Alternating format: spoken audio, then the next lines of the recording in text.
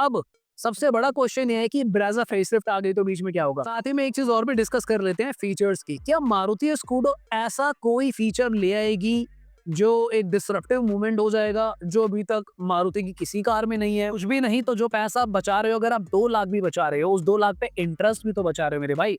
तो सारा पैसा मिलाकर पेट्रोल डलवाओ, शुरू के 1-2 साल फ्री में कार चलाओ। नमस्कार जय हिंद दोस्तों, आई होप सारे शेर भाई बिल्कुल बढ़िया होंगे और मचा रहे होंगे। तो कल शाम की ही बात है, एक व्यूअर ने, जो काफी पुराने व्यूअर है हमारे, उन्होंने क्वेश्चन किया कि अब जो एस्कूडो आ रही है मारुति की, एस्कूडो खरीदें, उसका वेट करें, या फिर ग्रैंड विटारा, ब्रेजा, इन दोनों कार्स की तरफ चले जाएं।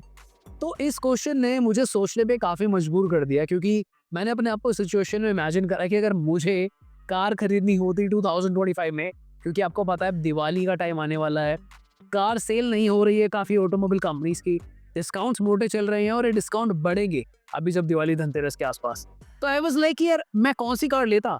और मुझे लगा कि एक काम करते हैं, इस टॉपिक पे बात करते हैं, हो सकता है कई सारे हमारे भाइयों बहनों को इस क्वेश्चन के बारे में कुछ जानना हो। तो चलिए फटाफट से वीडियो को स्टार्ट करते हैं। इस वीडियो में मैं आपको ना सारे पहलुओं के बारे में समझाऊंगा कि रुकना है, नहीं रुकना है, क्या करना है।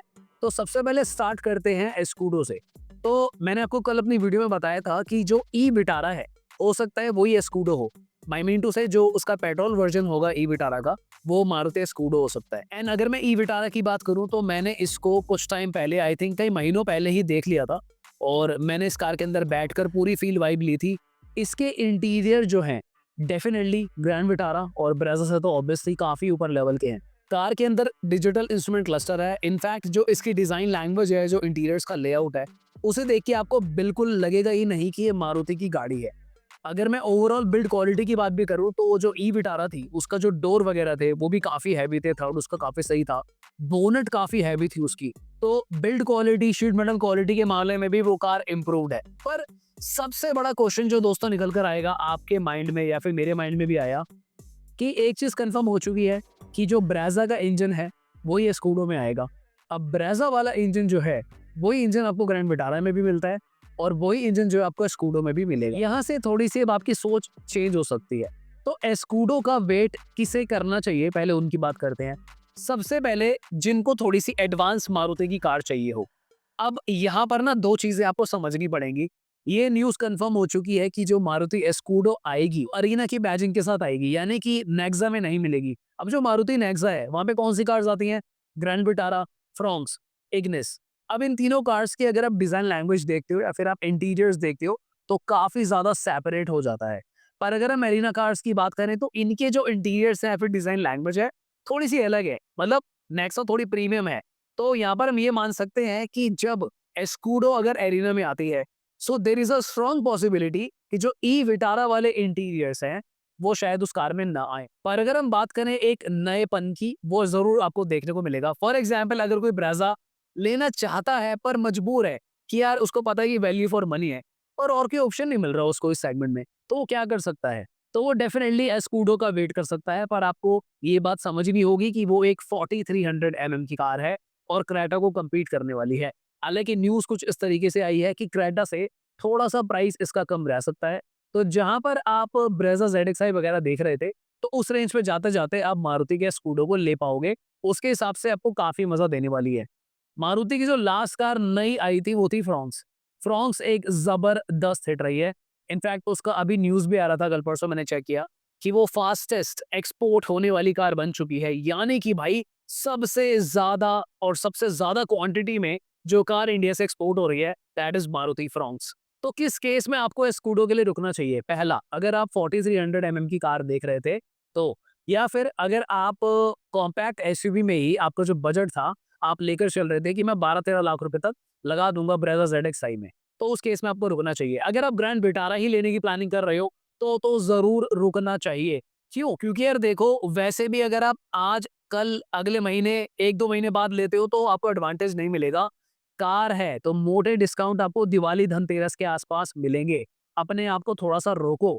न्यू ईयर पे भी काफी डिस्काउंट आते हैं और दिवाली धनतेरस पे बहुत बहुत बहुत अच्छे ऑफर्स आते हैं। तो वैसे भी अगर आप अभी जल्दबाजी कर रहे हो, क्योंकि कार लेने में क्या होता है ना, हम पैसे जब अरेंज कर लेते हैं तो चुभने लगते हैं हमें पैसे, कि क्यों नहीं ले रहा मैं गाड़ी, जाके ले लूं, एक बार बैठ जाओ अपनी नई गाड़ी में, ऐसे टीका टीका कर लूं मंदिर जाके, मजा आ जाएगा, फोटो खिंचा डल जाए। इसको थोड़ा-सा अगर आप होल्ड करोगे, तो समझदारी रहेगी। एक तो नई कार चेकआउट कर लो पहले, चेकआउट करने में कोई प्रॉब्लम नहीं है। खरीदना वही जो मन करे, चेकआउट कर लो कि नई कार में क्या आ रहा है, क्या नहीं आ रहा। क्या पता 2-4 चीज़ ऐसी आपको लग जाए। कई बार ना ऐसा होता है कि एक ना कहावत है तो वो इंग्लिश में, पर मैं हिंदी में बताता हूँ। ऐसे माना जाता है कि कई बार गाड़ी आप नहीं चूज़ करते, गाड़ी आपको चूज़ करती है। सो यू नेवर नो कि स्कूडो आपको चूज़ करने वाली है या फिर ब्रेज़ा या फिर विटारा। That also matters. अब कुछ लोग कहेंगे कि यार ये कैसी कहावत है? ये थोड़ी डीपली रूटेड कहावत है, यानी कि जो कार को फ़ील करते हैं ना, ये उनके मतलब की कार है। ये मेरे साथ कई साल पहले हुआ था। मैं कार खरीदने निकला था, मैंने काफ़ी कार्स को चेक किया था, स्विफ्ट, ये वो। एंड पता नहीं, जब मैंने वॉक्सवैगन पोलो देखी, मुझे पता नहीं क्या फीलिंग आई, क्या वाइब आई। और जबकि मेरे दोस्तों ने भी बोला भाई इसको लेना मतलब हाथी पालने वाली बात है। And the funny fact is उस टाइम पे मेरी इतनी इनकम भी नहीं थी। उसके बाद भी आई चोज़ पोलो और उस कार को लेके मैं बहुत खुश था। I am a proud owner. महँगी मुझे ज़रूर पड़ी but yes that experience was worth it.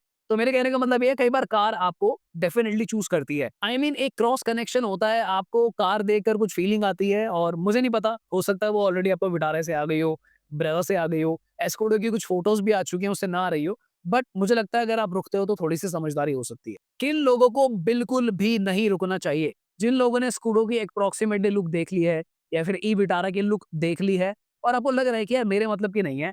आपको ज़्यादा शोशेबाज़ी, बहुत ज़्यादा इंटीरियर ऐसा कुछ नहीं चाहिए या फिर आप उतना ज़्यादा पैसा लगाना ही नहीं चाह रहे हो इस कार के अंदर। क्यों? क्योंकि आपको पता है कि यार इंजन तो ब्रेज़ा वाला ही है। अगर आप बिल्कुल लाला माइंडसेट वाले और एक समझदार प्राणी हो, तो देखो आपको पहले रियलाइज़ हो गया होगा कि जो ब्रेज़ा का पावर टू वेट रेशियो है, जो ब्रेज़ा की पावर डिलीवरी है, वो काफ़ी बेटर आपको पड़ती है ग्रैंड विटारा से, क्योंकि एक तो डायमेंशन कार की ज़्यादा है और ड्राइविंग डायनामिक्स पे भी फ़र्क पड़ता है। वही चीज़ सेम आपकी होने वाली है स्कूडो के साथ। स्कूडो में भी वही 4300 एमएम की कार अगर होती है, चाहे प्रीमियम हो चाहे ना हो, पर इंजन ज़्यादा बेटर परफ़ॉर्म करेगा आपका ब्रेज़ा का ही, क्योंकि ब्रेज़ा की डायमेंशन छोटी है और चलाने में काफ़ी कॉम्पैक्ट लगती है। हालाँकि मैं ये भी बता दूँ कि जब ब्रेज़ा ग्रैंड विटारा खड़ी होती है ना, तो इनकी लेंथ के अलावा ना ज़्यादा डिफरेंस आता नहीं है। यानी कि ग्रैंड विटारा थोड़ी-सी लंबी लगती है देखने में, पर अदरवाइज़ अगर आप इसकी हाइट देखते हो या फिर आप विड्थ देखते हो कार की, तो ब्रेज़ा इक्वल लगती है। तीसरा जो रोड टैक्स है, वो भी 4300 एमएम की कार का बढ़ेगा। तो अगर आपको इन सारे चक्करों में पड़ना ही नहीं है, आपने ऑलरेडी मन बना रखा है कि मुझे ब्रेज़ा ही लेनी है। अब सबसे बड़ा क्वेश्चन ये है कि ब्रेज़ा फेसलिफ्ट आ गई तो बीच में क्या होगा? यार देखो, मैंने ना अपनी पुरानी वीडियोज़ में आपको एक बात बोली थी, जब भी किसी कार का लॉन्च होना होता है ना, तो लॉन्च होने के कुछ महीने पहले से ही सब शुरू हो जाता है। अब सितंबर में इसका लॉन्च बता रहे हैं स्कूडो का, सितंबर में, अक्टूबर में जब भी होगा। आप ये देखो 3-4 महीने पहले से फ़ोटो-वोटो आनी शुरू हो गई। इनफैक्ट मुझे लगता है पिछले 3 हफ्ते से हम ये सब डाल रहे हैं स्कूडो के बारे में। तो आप ये देखो तब जाकर वो लॉन्च होगी। मारुति ब्रेज़ा का कोई भी ऑफ़िशियल अपडेट अभी तक नहीं आया है। हालाँकि मैं आपको ये एनकरेज नहीं कर रहा कि भाई आप ब्रेज़ा फेसलिफ्ट कैंसल करो। देखो, मैं आपको फैक्ट बता रहा हूँ, मैं आपसे झूठ नहीं बोल रहा। जब उसका कोई लीक ही नहीं आ रहा, कोई अपडेट ही नहीं आ रहा, ऐसा तो है नहीं कि कल लीक आएगा और अगले दिन खबर आएगी ब्रेज़ा लॉन्च हो गई। ऐसे नहीं होता। 2-3, 4-5 महीने आराम से लग जाते हैं। तो अभी तक कोई सुराग, कोई क्लू कुछ नहीं आ रहा है ब्रेज़ा का। कुछ न्यूज़ हमारे पास आई थी, हमने उसको डिनाई कर दिया क्योंकि हमें डबल चेक करने में पता चला। मैंने यहाँ वहाँ फ़ोन घुमाया, बात करी स्टोर वगैरह में या फिर जो मेरे लिंक्स है मारुति में, तो ऐसा कुछ नहीं था। वो सब फेक बोगस न्यूज़ थी। तो हमने वो न्यूज़ हटा दी। तो यहाँ पर एक बात तो कन्फर्म है कि इस साल मुझे काफ़ी मुश्किल लग रहा है कि ब्रेज़ा का कोई अपडेट आने वाला है। अगर आप रुकना चाहो 2026 में तो रुक सकते हो, पर ऐसा नहीं है कि 2026 लगते ही आपको जनवरी-फरवरी में ब्रेज़ा फेसलिफ्ट देखने को मिलेगी। अगर 2026 में मारुति ब्रेज़ा को आना होगा, तो उसके अपडेट्स आपको सितंबर, अक्टूबर, नवंबर के आसपास दिखाई देने चाहिए। यानी कि उसके रियल स्पाई शॉट्स आने चाहिए, तब जाकर वो कहीं न कहीं मार्च या अप्रैल के आसपास आपको लॉन्च होती हुई नज़र आएगी। दूसरी बात, कोई भी ब्रांड कभी भी एक साथ 2 कार लॉन्च नहीं करता है। उसका रीज़न बहुत सिंपल है, क्योंकि जो उनका आपस में ही कार्स का क्लैश हो जाएगा। एस्कूडो अभी ऑलरेडी क्लैशिंग मोड पे है भाई। ब्रेज़ा बिकेगी ज़्यादा, ग्रैंड विटारा बिकेगी। ऑलरेडी इतना क्लैश चल रहा है, इन तीनों कार्स की सेल आपस में हैरान परेशान दुखी हो सकती है। ये सेम काम किया के साथ हुआ है जब किया की क्लैविस आई है। क्लैविस ने सोनेट की सेल और सेल्टोस की सेल अकेले खा ली। यही काम तब हुआ था जब टाटा कर्व आई थी। टाटा कर्व ने शुरू में आते ही नेक्सॉन की कुछ सेल्स को खाया था, पर बाद में क्या हुआ, नेक्सॉन ने वापस से कर्व की सेल को खा लिया, क्योंकि टाटा कर्व में वही इंजन है जो टाटा नेक्सॉन में मिलता है। समझ रहे हो दोस्तों? मुझे ऐसा लगता है, देखो, अगर वीडियो को एंड करते-करते मैं आपसे बिल्कुल लॉजिकल बात करूँगा, अगर मैं आपकी जगह होता, अगर मुझे थोड़ा वैल्यू फॉर मनी फैक्टर देखना है, मुझे कार में पावर डिलीवरी बढ़िया चाहिए, यानी कि पेपी इंजन चाहिए माइलेज के साथ, और मैं एक समझदार व्यक्ति हूँ, मुझे पता है जब मैं 9,30,000 रुपए के अंदर भी 150 लीटर, अरे 150 लीटर क्या कह रहा हूँ, 1.5 लीटर का यानी कि 1500 सीसी का इंजन ले सकता हूँ, तो फिर मुझे क्या ज़रूरत पड़ रही है मैं 13-14 लाख रुपए लगाऊँ? ये तो हो गया पहला माइंडसेट। दूसरा माइंडसेट ये है कि यार मुझे इतनी भगानी नहीं है, मुझे मारुति की रिलायबिलिटी चाहिए, आई नीड 1.5 लीटर इंजन और मुझे जो है कार के थोड़े से जो एक एक्सपीरियंस होता है, प्रीमियमनेस भी चाहिए, उस केस में मैं रुक जाऊँगा। या फिर तीसरा ऑप्शन मैं कब रुकूँगा कि मैं पहले से ही ब्रेज़ा ज़ेड-एक्स-आई खरीदना चाह रहा था, मेरा बजट पहले से ही 13 लाख रुपए था और मुझे कोई फ़र्क नहीं पड़ता टैक्सेस बढ़ रहे हैं क्योंकि मैं तो वैसे भी 13-14 लाख रुपए लगा ही रहा था ना ब्रेज़ा में या फिर ग्रैंड विटारा में, तो थोड़ा-सा रुक के कोई बात नहीं है स्कूडो में लगा देंगे, हाउ डज़ इट मैटर? साथ ही में एक चीज़ और भी डिस्कस कर लेते हैं फीचर्स की। क्या मारुति स्कूडो ऐसा कोई फीचर ले आएगी जो एक डिसरप्टिव मूवमेंट हो जाएगा, जो अभी तक मारुति की किसी कार में नहीं है? क्या 230 एमएम की ग्राउंड क्लियरेंस आ जाएगी? 2700 एमएम का व्हील बेस आ जाएगा? ऐसा कुछ नहीं होने वाला। अगर इंजन सेम है ना तो फीचर भी आपको वैसे ही मिलेंगे। ज़्यादा से ज़्यादा डिजिटल इंस्ट्रूमेंट क्लस्टर, टीपीएमएस आपको देखने को मिल सकता है, पैनोरामिक सनरूफ देखने को मिल सकती है, वेंटिलेटेड सीट्स देखने को मिल सकती है और ये डिसेंट फीचर्स हैं, इसमें कुछ भी डिसरप्टिव नहीं है। एडैस की देखो डिपेंड करता है आपको नीड है नहीं है, वो वेरिएंट जाते-जाते आपका 16-17 तक पहुँचना ही पहुँचना है। अगर आपको ये सारे बिल्कुल प्राइमरी फीचर चाहिए, electronically adjustable seats, blah blah blah, 360 camera, ADAS level 2 and all, तो अगर आपका उतना बजट बनता हो तो एक अलग बात है बिल्कुल ही। बट अदर देन दैट अगर बिल्कुल लॉजिकल बात करूँ तो ब्रेज़ा के भी टॉप वेरिएंट में काफ़ी हद तक सारे फीचर्स आ जाते हैं। पैनोरामिक सनरूफ नहीं आती है, उसके लिए अगर आप चाहो तो ग्रैंड विटारा में जा सकते हो और मेरे को लगता है यही है जो है। ऑलराइट, तो आज की वीडियो में हमने काफ़ी सारी बातें कर ली है और मुझे ऐसा लगता है कि यार आपको रियलाइज़ हो रहा होगा कि अगर आपको पैसा लगाना ही है, तो ये तीनों कार जो है ना, आप बेधड़क कोई भी खरीद सकते हो पहली बात तो। क्यों?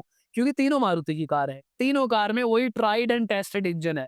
वही इंजन है मतलब आप कार देखो अंत में कोई भी खरीदोगे ना, नुकसान का सौदा तो कहीं भी नहीं है।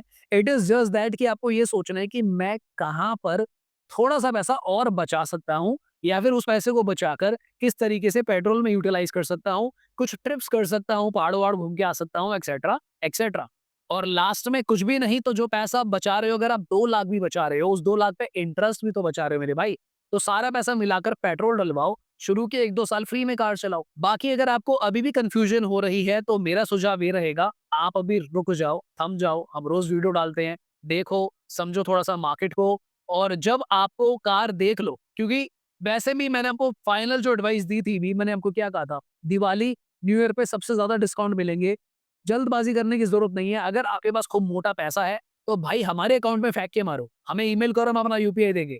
पर अगर आपके पास थोड़ा-सा पैसा बचाने का कुछ मोमेंटम है, माहौल है, मूड है, तो थोड़ा-सा रुक जाओ। तो मुझे लगता है स्कूडो को चेकआउट कर लो, उसके बाद जो लेना हो तो ले लेना।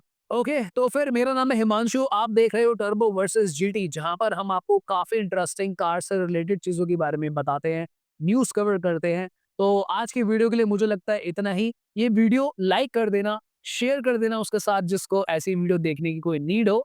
तो फिर आज के लिए इतना ही, मिलते हैं दोबारा किसी और दिन। Thanks for watching. Bye bye, take care.